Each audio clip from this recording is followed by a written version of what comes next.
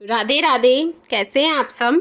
आज हम हरतालिका तीज व्रत की कथा का श्रवण करेंगे। हरतालिका तीज का व्रत भादो मास की शुक्ल पक्ष की तीज को रखा जाता है। इस दिन महिलाएं अपने पति की लंबी उम्र के लिए व्रत रखती हैं और भगवान शिव पार्वती की पूजा करती हैं। चलिए कथा श्रवण करते हैं। श्री परम पावन भूमि कैलाश पर्वत पर विशाल वट वृक्ष के नीचे भगवान शिव और पार्वती सभी गणों सहित बागंबर पर विराजमान थे। बलवान वीरभद्र, भृंगी, शिरंगी और नंदी अपने अपने पैरों पर सात शिव के दरबार की शोभा बढ़ा रहे थे। इस अवसर पर महारानी पार्वती ने भगवान शिव से दोनों हाथ जोड़कर प्रश्न किया कि हे महेश्वर, मेरे बड़े सौभाग्य हैं जो मैंने आप सरीखे पति को वरण किया। क्या मैं जान सकती हूँ कि मैंने वे कौन सा पुण्य अर्जन किया? आप अंतर्यामी हैं, मुझ दासी पर वर्णन करने की कृपा करें। महारानी पार्वती की ऐसी प्रार्थना सुनने पर शंकर जी बोले, तुमने अति उत्तम पुण्य का संग्रह किया था जिससे मुझे प्राप्त किया है। वह अति गुप्त व्रत है, लेकिन मैं तुम्हें बताता हूँ। वह व्रत भादो मास के शुक्ल पक्ष की तीज के नाम से प्रसिद्ध है।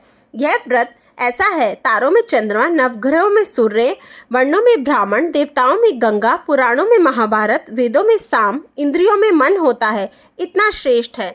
उन्होंने बताया कि जो तीज हस्त नक्षत्र के दिन पड़े तो वह बहुत पुण्यदायक मानी जाती है। ऐसा सुन के पार्वती जी ने कहा कि मैंने कब और कैसे तीज व्रत किया था, विस्तार से सुनने की इच्छा है। इतना सुनते ही शंकर जी बोले, भाग्यवान उमा, भारतवर्ष के उत्तर में हिमाचल श्रेष्ठ पर्वत है, उसके राजा हिमाचल हैं। वही तुम भाग्यवती रानी मैना से पैदा हुई थी। तुमने बाल्यकाल से ही मेरी आराधना शुरू कर दी थी। कुछ उम्र बढ़ने पर तुमने सहेली के साथ जाकर हिमालय की गुफाओं में मुझे पाने के लिए तप किया था।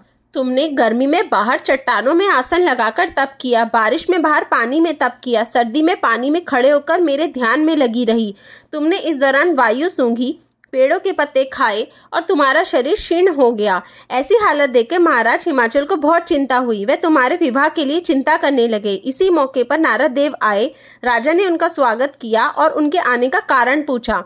तब नारद जी ने कहा, राजन, मैं भगवान विष्णु की तरफ से आया हूँ। मैं चाहता हूँ कि आपकी सुंदर कन्या का योग्य वर प्राप्त हो। सो बिखुंड निवासी भगवान विष्णु ने आपकी कन्या का वरण स्वीकार किया है। क्या आपको स्वीकार है? राजा हिमाचल ने कहा, महाराज, मेरा सौभाग्य है जो कि मेरी कन्या को विष्णु जी ने स्वीकार किया है और मैं अवश्य ही उन्हें अपनी कन्या उमा का वाग्यदान करूंगा। यह सुनिश्चित हो जाने पर नारद जी बेखुंड चले गए और भगवान विष्णु से उनके विवाह का पूर्ण होना सुनाया। यह सुनकर तुम्हें बहुत दुख हुआ और तुम अपनी सखी के पास पहुंचकर विलाप करने लगी। तुम्हारा विलाप देखकर सखी ने तुम्हारी इच्छा जानकर कहा, देवी, मैं तुम्हें ऐसी गुफा में तपस्या के लिए ले चलूंगी जहाँ महाराज हिमाचल भी ना पा सके।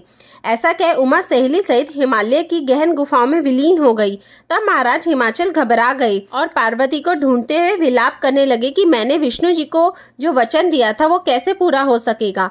ऐसा कहकर बेहोश हो गए। उस समय तुम अपनी सहेली के साथ ही गहन गुफा में पहुंचकर बिना अन्न और जल के मेरे व्रत का आरंभ करके नदी की बालू का लिंग बनाकर विविध फूलों से पूजन करने लगी।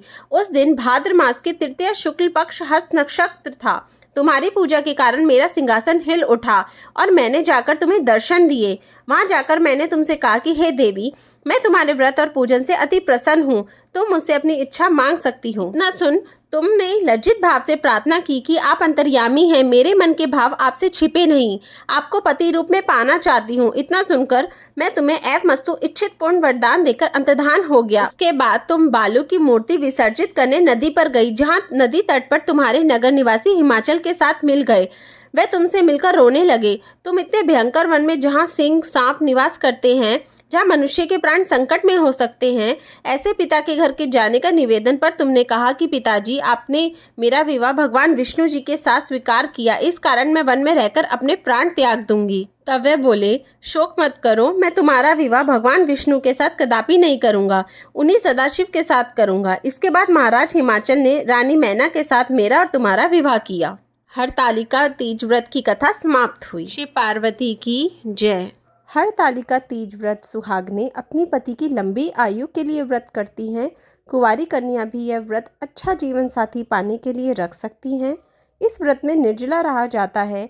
अगले दिन व्रत का पारण किया जाता है।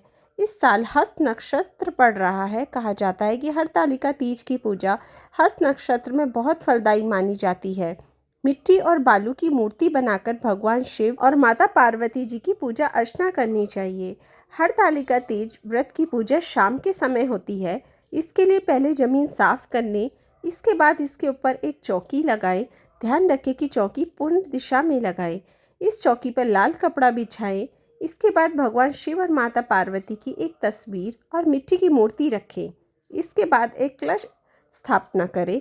इसके लिए चावल से अष्टदल बनाकर उसके ऊपर गंगा जल, पानी, हल्दी की गांठ, सुपारी आदि डालकर कलश रखें। कलश पर स्वास्तिक बनाएं। कलश के ऊपर आम के पत्ते लगाएं। उस पर एक कटोरी चावल भरकर रखें और उस पर एक दीपक जलाएं। इस दिन मिट्टी से माता पार्वती, गणेश जी, नंदी और कार्तिकेय जी बनाएं। उन्हें जल और दूध, दही से अभिषेक कराएं। उन्हें वस्त्र अर्पित करें, दुर्वा अर्पित करें। माता पार्वती को चुनरी और श्रृंगार का सामान अर्पित करें। कुशा से सभी पर गंगा जल छिड़के। भगवान शिव को बेलपत्र, धतूरा, फल और फूल अर्पित करें। भोग के खीर या पोए बना सकते हैं। इसके बाद भीगे हुए चने रखें, अर्पित करें। सबसे पहले दीपक जलाएं। माता के सामने व्रत का संकल्प करें। मिट्टी की मूर्ति को 5 बार सिंदूर लगाएं और वही सिंदूर दान माता पार्वती की मूर्ति से लेके अपने 5 बार लगाएं। इसे पार्वती से सुहाग लेना कहते हैं। इसके बाद माता पार्वती और भगवान शिव को अबील, गुलाल और इत्र भी अर्पित करें। विवाहित स्त्री पति की लंबी उम्र, स्वास्थ्य लाभ के लिए व्रत रखती है। निर्जला व्रत रखकर भगवान शिव और माता पार्वती और गणेश जी की बालू या मिट्टी की मूर्ति बनाकर पूजन की जाता है।